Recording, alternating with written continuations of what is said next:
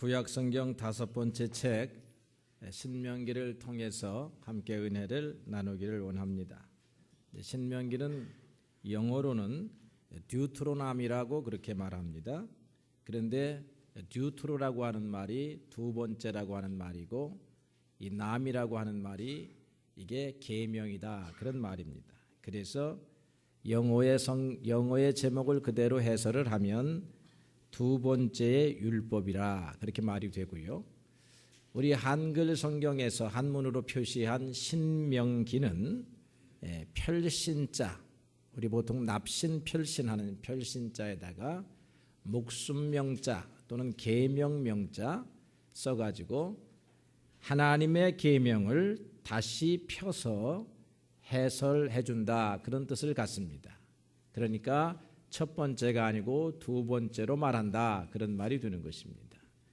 왜 이런 일이 있게 되냐면 이스라엘 백성들이 애굽 땅에서 탈출해서 제일 먼저 시내산에서 모세를 통해서 율법 계명을 부여받습니다. 그때가 하나님께서 이스라엘 백성들에게 주신 첫 번째 언약이고 첫 번째 계명을 부여하시는 날이었습니다. 이 계명을 가지고 그들이 가나안 땅을 향하여 가는데 불순종하였기 때문에 광야에서 40년간 머물게 됩니다. 그래서 순종했다, 불순종했다 이런 여러 가지 반복적인 신앙생활을 하다가 드디어 마침내 40년이 지난 다음에 요단강 동편 끝 모압 땅 경계 지점에 서가지고 이제는 요단강을 건너서 가나안 땅으로 들어가기 직전에 다시 한번 모세가 하나님의 계명의 말씀을 설명해 줍니다. 그게 신명기서의 말씀이에요. 그래서 첫 번째는 40년 전에 한 말씀, 두 번째로는 40년 후에 이제 요단강을 건너기 바로 직전에 그들이 하나님 앞에서 율법의 말씀을 다시 듣고 우리가 하나님을 그 말씀대로 섬기겠습니다라고 다시 맹세하고 요단강을 들어간다 이 말이죠. 이게 우리에게도 굉장히 중요한 의미가 있습니다. 우리가 날마다 이렇게 생활하다 보면 하나님의 말씀을 잃어버리게 돼요. 그래서 어찌 보면 여러분들은 아침마다 일어나 가지고 오늘 다시 한번 하나님의 말씀을 따라 살겠습니다 하고 개인적으로 결단하고 한 날을 시작하는 것이 중요하지요. 이스라엘 백성들은 그렇게 해서 이제 여호수아의 인도를 따라서 가나안 땅에 들어가는데요. 가나안 정복 전쟁이 다 끝나게 됩니다. 끝나게 되니까 흩어져서 배분된 땅에서 살기 전에 다시 또 여호수아가 온 백성을 세겜이라고 하는 땅에 불러 모읍니다. 불러 모아서 다시 한번 맹세하자. 나와 내 집은 오직 여호와만을 섬기겠는데 너희들은 어떻게 할 것이냐 그렇게 묻지요. 그랬더니 모든 백성들이 여호수아 앞에서 다시 한번 우리는 하나님만을 믿습니다. 하나님의 말씀만을 따라가겠습니다. 그렇게 이제 다시 한번 맹세하고 신앙생활을 하면서 사회생활 이제 가나안 땅에 생활을 하게 됩니다. 어떻게 보면 민족적으로 세 차례 모여서 하나님 앞에 맹세하는데요. 이 신명기서는 두 번째 하나님 말씀을 듣고 맹세하는 그런 시간이다라고 하는 것입니다. 그래서 이 신명기서를 우리가 쭉 읽다 보면 하나님의 백성이 되기를 원하십니까? 우리는 하나님의 백성이 되기를 원합니다. 그러면 하나님의 백성이 되려고 하면 하나님께서 여러분들에게 정하여 주신 규칙, 계명을 따라 사십시오 라고 하는 것이 신명기 쓴 기자가 우리에게 전달하려고 하는 주제다라고 할 것입니다. 하나님의 말씀을 따라 살아가게 되면 하나님께서 우리들을 보배로운 백성으로 인정하시고 그리고 하나님의 모든 온갖 좋은 것을 허락해 주실 것이다 라고 하는 것입니다. 그래서 우리가 26장 이하부터 30장에 보게 되면 이제 복이 무엇이냐 저주가 무엇이냐 하는 것들을 설명하게 됩니다. 하나님의 계명을 따라가면 우리가 복과 만나게 될 것이요 하나님의 계명을 저버리게 되면 우리가 저주와 만나게 될 것이다 라고 하는 것입니다. 신명기 30장 15절로 18절에 보게 되면 하나님께서 우리에게 이런 말씀을 주십니다. 보라, 내가 오늘날 규례와 생명과 복과 사망과 화를 네 앞에 두었다. 네 하나님 여호와를 사랑하고 그 명령과 규례와 법도를 지키면 내 하나님 여호와께서 내가 가서 얻을 땅에서 내게 복을 주실 것이다. 그러나 만일 내가 마음을 돌이켜서 듣지 아니하고 유혹을 받아서 다른 신들을 섬기게 되면 내가 오늘날 너희에게 선언하노니 너희는 반드시 망할 것이다. 이렇게 말씀을 했다 이 말이죠. 하나님을 섬기면 복을 주실 것이요, 하나님을 섬기지 아니하고 다른 신을 섬기며 따라가면 반드시 망하게 될 것이다 라고 말하고 있습니다. 우리 사람들은 복을 받기를 원합니다. 그리고 복을 받아야 되지 않겠습니까? 이미 여러분들은 다 복의 울타리 안에 들어온 분들이지요. 하나님을 여러분들의 울타리로 삼았으니 이미 하나님께서 주시는 복락을 누리고 있는 사람들이라고 그렇게 믿습니다. 복이 무엇인가 여러분 설명할 필요를 느끼지 않습니다. 오늘 그러나 우리가 읽은 하나님의 말씀 본문의 말씀으로 설명하게 되면 복이 이렇습니다. 너를 보배로운 백성으로 삼겠다라고 하는 것이죠. 너에게 먹을 것을 주겠다, 입을 것을 주겠다, 잠잘 곳을 주겠다라고 생각하는 우리가 말하는 복을 이야기하지 아니하고 너를 보배로운 백성으로 삼겠다 하셨습니다. 이 하나님께서 우리를 보배로운 백성으로 삼겠다라고 하는 이 말 가운데 먹을 것들 주신다, 입을 것을 주신다, 잠잘 곳을 주신다, 지혜도 주신다, 건강도 주신다, 이 모든 것들이 포함되어 있는 것입니다. 먹을 것이 다른 곳에서 나오지 않습니다. 하나님의 은혜 가운데서 나오는 것입니다. 애굽의 임금 요셉이 애굽의 임금 바로가 요셉에게 자기의 인장 반지를 이렇게 빼어서 줍니다. 인장 반지를 빼어서 주면서 다른 신하들과 애굽의 모든 백성들에게 요셉을 섬기고 요셉의 말을 따르고 내 말과 같이 따르라고 그렇게 명령을 하지요. 그러면서 좋은 옷을 입힙니다. 금사슬을 목에 걸어 주었습니다. 버금수레, 두 번째 권력자가 타는 수레를 타게 했습니다.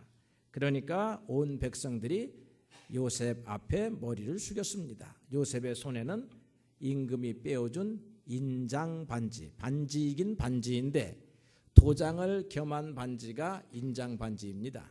그래서 문서에다가 이 도장, 이 반지에 새겨져 있는 도장을 꽉 누르면 그것이 이제 국법이 되어 가지고 시행되어야 하는 것이지요. 임금이 요셉을 그렇게 귀중하게 여겼습니다. 그 귀중하게 여겼다고 하는 표를 인장 반지를 주었습니다. 우리 젊은 사람들은 혹시 모르겠습니다만은 나이 드신 분들은 배너라고 하는 유명한 영화를 다 보신 기억이 나실 것입니다. 배너는 그 주인공 배너가 찰턴 헤스턴이 주연을 했는데요. 그 웅장한 스케일이 참으로 멋있지요. 거기에 백미는 그것입니다. 유대인 귀족이었던 배너가 모함을 받아가지고 로마의 전투 부대의 그 배, 해군 밑에서 노를 젓는 그런 노예살이를 하게 됩니다. 그런데 이제 이 로마의 해군이 전쟁을 하다가 이 대장 해군 제독이 탄 배가 부수어지게 되고 거기서 탈출한 배너가 해군 제독 수용을 하지 못해가지고 죽어가고 있는 해군 제독을 살리게 돼요. 그러니까 해군 제독이 그 배너를 노예에서 자기의 양자로 삼습니다. 양자로 삼는데 자기의 반지를 딱 빼어가지고 배너의 손가락에 딱 끼워주면서 박수 소리가 딱 나게 되죠. 반지를 끼워준다고 하는 것은 나의 귀중한 백성, 귀중한 자녀로 삼겠다라고 하는 것입니다. 학개서에 보게 되면 하나님께서 수룹바벨 유대인 총독에게 바벨론에서 포로되어 가지고 다시 돌아와서 성전을 건축하고 무너진 성읍을 건축하는 사명을 받고 있는 수룹바벨에게 내가 너를 나의 인장 반지로 삼겠다. 그렇게 말씀을 하셨습니다. 하나님께서 당신의 사랑하는 백성들을 그런 권세를 주신다라고 하는 것입니다. 오늘 여러분들은 예수 그리스도를 통해서 하나님의 자녀가 된 사람들입니다. 다시 말하면 하나님의 결제 인장 반지를 여러분들의 보이지 않는 손에 끼고 있는 사람들이다 이 말이죠. 그러니까 여러분들이 결제를 하면 시행이 된다는 말입니다. 왜냐하면 여러분들은 그리스도 예수 안에서 하나님의 자녀가 되었기 때문입니다. 병들이 찾아옵니다. 여러분 실패가 찾아옵니다. 그런데 여러분들은 어떤 사람들이냐면 하나님이 여러분들을 그러한 세력들을 물리칠 수 있는 권세를 주셨다 이 말이죠. 천군과 천사를 동원할 수 있는 결제 반지를 주셨다라고 하는 것입니다. 땅과 하늘을 불러서 여러분의 편으로 삼을 수 있는 권세를 주셨다라고 하는 것입니다. 이게 하나님이 우리에게 주시는 복입니다. 요셉이 온 애굽의 백성들을 동원해서 자기의 명령에 따라서 부릴 수 있는 사람이 된 것처럼 여러분들은 이 눈에 보이지 아니하는 천군과 천사를 비롯해서 온 세상의 모든 하나님의 피조물들이 여러분들의 명령을 기다리는 그런 사람으로 여러분들이 존귀하게 하나님 앞에 여김을 받고 있다라고 하는 것입니다. 예수님께서도 12제자를 불러서 모든 귀신을 제어하고 병을 고치며 백성들을 치료할 수 있는 권세와 능력을 주셨습니다. 그래서 제자들은 이런 권세를 가지고 백성들에게 나아가서 복음을 전파하게 되고 예수의 이름으로 그들을 축복하니 그들이 질병에 묶여있던 사람은 질병에서 해방되고 귀신에게 묶여있는 사람은 귀신에서 해방되고 산업에서 묶여있는 사람은 산업이 풀리게 되고 그들의 앞길에 문이 닫혀 있으면 문이 열리게 되고 그들의 앞길에 홍해가 있으면 갈라지게 되는 역사가 있게 되었다라고 하는 것입니다.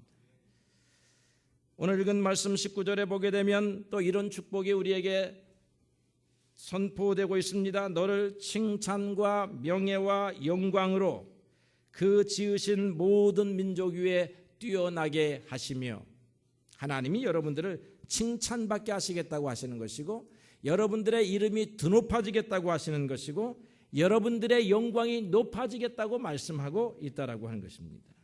칭송이 자자합니다. 명예가 드높아집니다. 누구나 부러워하는 인물이 됩니다.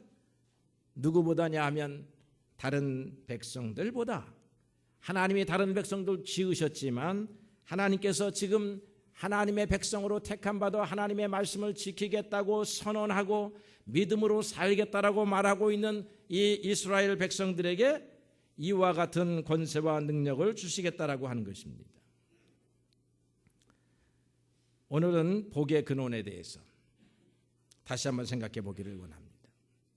복은 어디에서 오는 것입니까? 여러분 복은 어디에서 오신다고 생각합니까?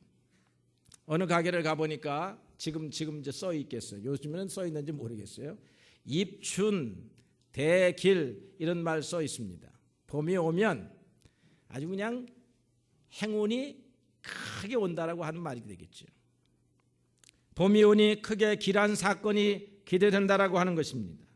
봄은 겨울의 추위를 몰아내고 자리를 딱 잡는 상소로운 계절입니다. 그러니까 봄이 오면 누구나 새 희망을 품습니다.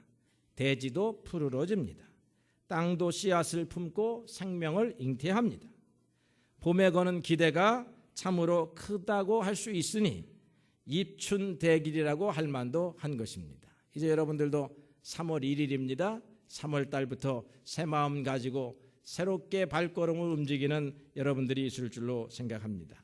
입춘대길은 그러나 신앙적으로 보면 맞습니까? 틀립니까? 맞지 않아요. 왜 그렇습니까? 복된 일이 계절을 따라오는 것입니까? 아닙니다. 봄에만 오는 것입니까? 아닙니다. 복은 여름에도 옵니다. 가을에도 옵니다. 겨울에도 옵니다. 왜냐하면 복의 근원이 하나님이시기 때문에 그렇습니다. 여러분 미국에 가게 되면 제일 큰 주가 있어요. 알래스카 주입니다. 사람들이 가서 살려고 하지 않는 주예요. 그런데 이 알래스카에 사는 사람들이 다른 주에 사는 사람들보다 행복하다 이렇게 느낍니다. 왜 그러냐 하면 1년에 한 번씩 알래스카 주 정부에서 60만이 넘는 이 지역 주민들에게 작게는 $1,500, 많게는 $2,000의 돈을 무료로 줍니다. 우리나라 돈으로 말하면 한 150만 원에서 200만 원을 1년에 한 번씩 나라에서 준다 이 말이야. 다른 복지시설이 좋은 곳은 말할 것도 없고, 왜 그러냐 하면 이 알래스카는 자원이 많아가지고, 자원이 개발돼서 수입이 되어가지고 주정부에 수입이 되면 거기에서 25%를 떼어가지고 이 주민들을 위한 복지사업에 쓰게 되는데, 그 돈이 너무나 어마어마해가지고 그것을 펀드로 운영해가지고 나오는 이자를 가지고 백성 수에 맞게끔 나누어 1년에 한 번씩 나누어 줍니다. 자원이 많아가지고 나누어 줘요. 그래서 알래스카로 가는 사람들이 많이 있습니다. 저도 미국에서 알래스카에서 한번 살아보기를 원했었는데, 아니 옛날에는 불모의 땅이었는데 지금은 돈 주는 땅이 되었다 이 말이에요. 복을 받으면 동토의 땅에서도 복을 받는 줄로 믿습니다.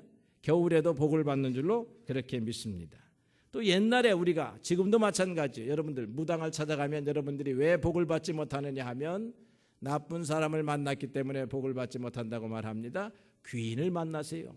동쪽으로 가면, 내일 가면 귀인을 만나게 됩니다. 오늘 움직이면 큰일 납니다. 여러분들 이런 소리를 듣는다 이 말이죠. 이 말이 맞습니까? 안 맞습니다. 복은 하나님에게서 오기 때문에 귀인을 통해서도 복이 오지만 악한 사람을 통해서도 복이 오는 게 하나님의 말씀이에요. 요셉이 누구를 통해서 복을 받았습니까? 악한 생각을 품은 형제들을 통해서 복을 받았어요. 형제들이 요셉을 미워하여 요셉을 애굽 땅에 팔아버리니 요셉이 고난을 받는 것 같았는데, 그 고난으로 인하여 요셉이 더 큰 복을 받았으니 하나님이 악인도 그 적당한 때를 위하여 지으셨다라고 말씀하고 있는 것입니다. 하나님이 여러분들을 도우시면 악한 사람 만나는 것도 두려워할 일이 아닌 것입니다. 하나님의 복은 동서남북을 가리지 않고 오며 계절, 추나 추동 계절을 가리지 않고 오는 것이며 나쁜 사람 좋은 사람 가리지 않고 오는 것이며, 여러분들이 오늘 장애인을 만나도 복을 받을 것이며 어린아이들을 만나도 복을 받을 것이며, 여러분 높은 사람을 받아도 하나님이 막으시면 복을 받지 못하는 것이 하나님의 법칙이라고 하는 것입니다. 그래서 신명기서 18장에 보게 되면 이들에게 이런 말씀이 엄중하게 경고되고 있는데요. 내가 들어가서 차지할 그 민족들은 기륭을 말하는 자들과 함께하고 복술자 무당의 말을 듣지만 너희는 너희 하나님 여호와의 말씀을 들으며 이런 사람들을 절대로 용납하지 말라, 그렇게 명령하고 있습니다. 용납하지 말고 쫓아내라. 여러분들은 뭐 무당을 쫓아낼 권세는 없지만 안 들을 수는 있잖아요. 저 미아리에다 갖다 귀를 기울이지 말고 하나님의 말씀에 귀를 기울이면 여러분들에게 복이 오는 줄로 그렇게 믿습니다. 그래서 신명기의 핵심은 복은 하나님에게서 온다라고 하는 것입니다. 복은 내 힘으로 만드는 것이 아닙니다. 여러분들이 아무리 수고해도 하나님께서 막으시면 수고한 대로 거두지 못하니까 여러분의 힘으로 오는 것이 아닙니다. 복은 다른 신으로 오는 것이 아닙니다. 하나님께서 다른 신의 존재를 인정하지 아니하시니까 오히려 다른 신을 섬기게 되면 하나님이 저주하시겠다고 하니까 다른 신에게서도 오는 것이 아닙니다. 그럼 복은 우연히 만나는 것도 아닙니다. 하나님은 섭리하시는 하나님이십니다. 모든 우연과 필연을 조정하시는 하나님이십니다. 여러분, 복은, 여러분들이 오늘 받은 복은요, 우연에서 온 것 아닙니다. 다른 신을 섬겼기 때문에 온 것이 아닙니다. 여러분이 수고했기 때문에 오는 것이 아닙니다. 믿으셔야 합니다. 믿으십니까? 네. 나 때문에 왔어라고 하면 다시 여러분들이 한번 생각해 볼 필요가 있다라고 할 것입니다. 이것이 영원히 불변하는 진리입니다. 하나님이 정하신 법칙입니다. 하나님은 이 법칙을 변개하지 아니하려고 증인들을 세우셨습니다. 30장 19절에 이렇게 말씀했습니다. 내가 오늘날 천지를 불러서 하늘과 땅을 불러서 너희에게 증거를 삼노라. 지금 이스라엘 백성하고 하나님하고 지금 모세를 중간에 두고 계약을 하는데요, 계약할 때에 증인이 사인을 해야 합니다. 그렇게 될 것이다 라고 하는데 하나님께서 하늘아 이리 내려오너라, 땅아 이리 올라오너라 해가지고 하늘의 도장을 받고 땅에 도장을 박았다는 것입니다. 이 무슨 말이냐 하면 하나님께서는 그만큼 이 일을 반드시 시행하시겠다고 하고 공명하게 만방을 향하여 선포하셨다는 말입니다. 내가 생명과 사망과 복과 저주를 내 앞에 두었은즉 너와 내 자손이 살기 위하여 생명을 택하고 내 하나님 여호와를 사랑하고 그 말씀에 순종하면 그와 같이 될 것이라. 신명기 30장입니다. 증인은 하늘과 땅입니다. 우리가 보통 일의 진실성을 맹세할 때 하늘과 땅이 알고 보고 있다라고 말하는 것입니다. 하나님이 성경에 그렇게 쓰셨습니다. 나의 이 맹세, 나의 이 사랑하고 따르는 자를 복과 생명을 줄 것이다. 나를 떠나고 다른 신에게 가면 화와 저주를 내릴 것이다 라고 하는 것을 변개치 않기 위하여 증인을 세웠는데 우리로 볼 때는 증인이 보통 증인들이 아니라고 하는 것입니다. 여러분, 성경의 말씀은 하나님이 썼습니다. 하나님이 인간의 손을 통해서 쓰기는 했지만 하나님이 썼습니다. 믿으셔야 합니다. 두 번째로 하나님은 쓰신 대로 하십니다. 기록된 대로 하십니다. 말씀하신 대로 하십니다. 그것을 확증하기 위하여 천지를 불러서 증인으로 세우셨습니다. 그런데 우리는 하나님이 정하신 대로 가는 것을 주저합니다. 여러분, 교통신호를 따라 살아야 됩니까? 안 살아야 됩니까? 빨간불에 지나가야 됩니까? 멈춰서야 합니까? 인간이 정한 규칙도 지키지 아니하면 죽음이 오는 것입니다.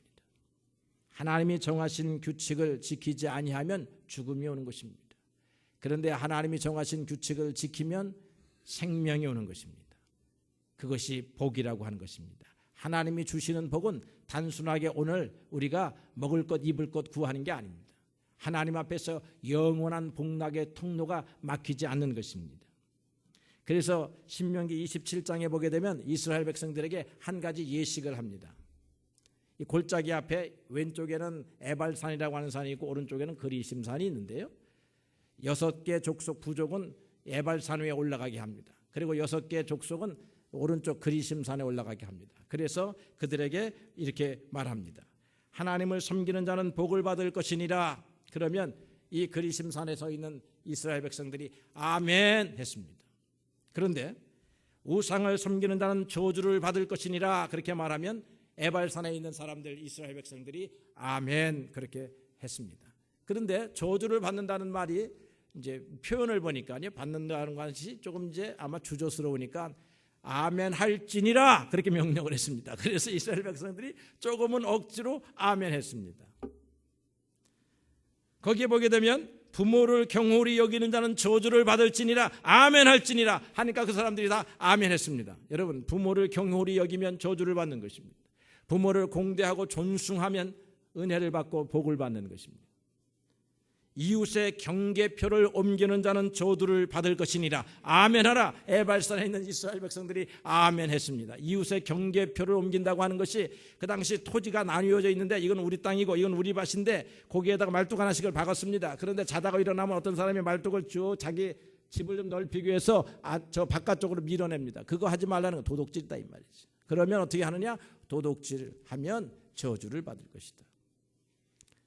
그래서 하나님께서 두 가지 방법으로 우리를 교훈하시는데요. 하나는 다른 신을 섬기지 말고 하나님을 섬기면 복을 받고, 두 번째로는 하나님이 너희에게 명령해 준 것, 도둑질하지 말라, 살인하지 말라, 이웃것 훔치지 말아라, 부모를 존경하라, 이런 많은 말씀을 주시지요.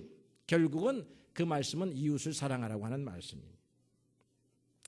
여러분, 알버트 슈바이처 박사 아시죠? 이 슈바이처 박사가 이런 말을 한 적이 있습니다. 신앙을 다 안다고 하는 것은 참 어려운 일입니다. 하나님의 뜻을 다 안다고 하는 것은 어려운 일입니다. 그러나 나는 한 가지는 분명히 압니다. 슈바이처가 한 가지 분명한 것이 무엇이었느냐면요, 섬기는 사람만이 진정으로 하나님의 복을 받는다라고 하는 사실을 나는 분명히 압니다. 그렇게 말했습니다. 여러분, 슈바이처가 아프리카에 가서 일생을 보내는 수고를 했지요. 영화만 있었겠습니까? 얼마나 많은 고생이 있었겠습니까? 그러나 그가 한 가지는 분명히 아는데, 섬기는 자, 나누어 주는 자, 희생하는 사람, 이런 사람은 하나님의 복을 분명히 받는다라고 그렇게 말하고 있는 것입니다. 여러분, 그래서 성경의 말씀은 두 가지로 이렇게 요약이 되는 거예요. 위로는 하나님을 섬기고 아래로는 내 이웃을 내 몸과 같이 사랑이 섬김이죠. 사랑이 섬김입니다. 그렇게 하면 하나님이 복을 주신다는 것입니다. 옛날에 제가 뉴욕에 있을 때 어떤 사람이 매주 소고기, 불고기 반찬을 해오는 사람이 있었습니다. 한국에서는 불고기가 좀 비싼데 미국에서는 소고기가 좀 싸요. 그래서 성도들을 위해서 불고기 반찬을 해오는데 그 사람은 매주 했습니다. 여러분 이런 건 따라서 하지 마세요. 따라서 하면 힘들어. 근데 하나 소개를 하는 것입니다. 제가. 그래서 제가 볼 때는 굉장히 어렵고 힘든 일 아닙니까? 그래서 아니 어떻게 한 달에 한 번도 아니고 이렇게 매주 소고기 반찬을 해옵니까? 라고 하였더니 이분이 하시는 말씀이 이렇게 토요일에 가서 시장에 가서 장을 봐가지고 그것을 이렇게 양념에 재가지고 묻혀가지고 갖고 오는데 얼마나 기쁜지 모릅니다. 기분이 좋다는 거예요. 성도들이 그것을 맛있게 먹는 것을 보니까 기분이 좋다는 것입니다. 그렇게 해서 이 사람이 어떻게 사는가 봤더니 그 사람이 하나님이 복을 주고 복을 주셔서 사업이 날로 번창하는 그런 사업을 갖게 되었습니다. 자녀들도 부모님들이 교회에서 열심히 섬기는 것을 보고 즐거워하게 되고 좋은 인성의 아이들로 자라났습니다. 여러분 하나님이 이렇게 섬기는 사람들을 복을 주셔야 맞지 않겠습니까? 우리 교회는 다 그런 분들입니다. 여러분 매주 이렇게 여러분들이 식사값을 내어서 온 성도들을 한 번씩 먹이시니 그게 얼마나 큰 일입니까? 감사한 일이 아닐 수 없습니다. 하나님이 복을 주시면 내가 복을 받습니다. 하나님이 복을 주시면 자녀가 복을 받습니다. 하나님이 복을 주시면 우리의 산업이 복을 받습니다. 우리가 하는 모든 일에 복을 받습니다. 신명기 28장 3절로 6절에 보니까 성읍에서도 복을 받고 들에서도 복을 받고 내 몸과 내 몸의 자녀와 내 토지의 소산과 내 짐승의 새끼와 소와 양의 새끼가 복을 받을 것이며 내 광주리의 떡반죽 그릇이 복을 받을 것이며 내가 들어가도 복을 받고 나와도 복을 받을 것이니라. 온 출입에 복을 받는다는 것입니다. 들어가야 복을 받는 사람이 아니라 들어가도 복을 받고 나와도 복을 받고 하나님이 다윗을 축복하시는데 어디로 가든지 이기게 하시며 승리케 하시더라 그렇게 말씀했습니다. 문제는 하나님이 여러분과 함께 하시느냐에 있다라고 하는 것입니다. 28장 8절에 보니까 여호와께서 명령하사 내 창고와 내 손으로 하는 모든 일에 복을 내리시고 하나님이 명령하셨다는 것입니다. 저 백성은 축복을 받게 하라 이렇게 명령하시는 이유가 누구한테 명령했을까? 비에게 명령했을 것 같아요. 비야 다른 데는 가뭄이 있더라도 여기에다가는 비를 뿌려라. 바람아 필요한 바람이 불어오거라. 태양아 뜨거라. 하나님께서 그와 같이 복을 주십니다. 그런데 28장 24절에 보게 되면 저주가 나오는데 한 가지만 소개하겠습니다. 하나님이 저주할 때 이런 저주를 내리시네요. 비 대신 티끌과 모래를 내리시며 포도원을 만들어 놓고 논밭을 개경해 놓고 씨를 뿌려 놨는데 비가 오지 아니하고 모래가 온다는 거예요. 모래가. 하나님의 말씀은 허언이 없습니다. 하나님은 말씀대로 하십니다. 여러분 주님의 말씀을 따르십시오. 그러면 복을 만납니다. 신앙적 차원으로 보게 되면 하나님을 섬기는 것입니다. 하나님만을 섬기는 것입니다. 여러분 삶의 차원에서 보게 되면 말씀을 따라서 바르게 살아가는 것입니다. 그리하면 복이 떠나지 않습니다. 시편 1편의 말씀에 보게 되면 이렇게 기록되어 있습니다. 복 있는 사람은 악인의 꾀를 쫓지 아니하며 죄인의 길에 서지 아니하며 오만한 자의 자리에 앉지 아니하며 삶의 문제를 다루고 있습니다. 그 다음에 오직 여호와의 율법을 즐거워하여 그 율법을 주야로 묵상하는 사람이로다. 하나님을 섬기며 하나님의 말씀을 묵상해서 그 하나님의 말씀을 따라서 살아가는 것입니다. 아무리 돈이 없어도 부모를 공경하면 복을 받는다는 하나님의 말씀을 믿고 아버지 어머니에게 꽃감 사가지고 가는 것입니다. 아무리 돈이 없어도 부모를 저주하면 멱살을 잡으면 저주를 받는다라고 생각하여 어머니 앞에 가서 부모님 앞에 가서 돈 내놓으라고 땡깡을 안 놓는 것입니다. 내가 오늘 돈이 없어서 발등에 불이 떨어져도 어머니 아버지의 쌈짓돈을 빼앗아 가면 하나님은 복을 안 주시겠다고 약속을 하셨습니다. 하늘이 알고 땅이 안다고 하셨습니다. 하나님의 말씀을 이렇게 우리가 듣고 경청해야 하는 줄로 믿습니다. 교만하지 아니하면 복을 받습니다. 죄악과 짝하지 아니하면 복을 받습니다. 악인의 계략을 쓰지 아니하면 복을 받습니다. 그러나 세상 사람들은 죄악의 계략, 악인의 꾀를 쫓아가는 사람들이 많습니다. 그렇게 하면 당장의 이득을 얻을 수 있는 것 같아도 그 이득은 악인의 형통에 지나지 아니하여 어느 날 바람에 나는 겨와 같이 날아가게 될 것입니다. 그러나 하나님의 말씀을 듣는 사람들은 시냇가에 심은 나무가 시절을 쫓아 과실을 맺는 것처럼 그 믿음의 뿌리가 든든하게 박혀 있어서 행사가 그 모든 하는 일이 형통하리라고 하는 하나님의 약속이 응하게 될 줄로 믿습니다. 사랑하는 성도 여러분, 오늘 여러분들이 이 자리에 나온 것은 내가 내 하나님을 섬깁니다 하는 표시이니 여러분들이 하나님을 섬기는 참으로 귀중한 백성들입니다. 한 가지 더 마음속에 새기고 가야 할 것은 그 하나님의 말씀을 따라서 살아야겠구나 하는 생각을 가지고 여러분 삶의 현장에 나아가서 하나님의 말씀을 적용해 보십시오. 하나님이 과연 거짓된 말씀을 하셨는가? 잘못된 말씀을 하셨는가? 하나님이 그대로 하시는가? 하지 아니하시는가? 여러분들이 삶의 현장에 나가서 하나님 말씀 따라 살아감으로 하나님의 복락이 여러분뿐만 아니라 여러분들의 가정, 자손, 3대, 1000대 이르게 되시기를 주님의 이름으로 축원합니다.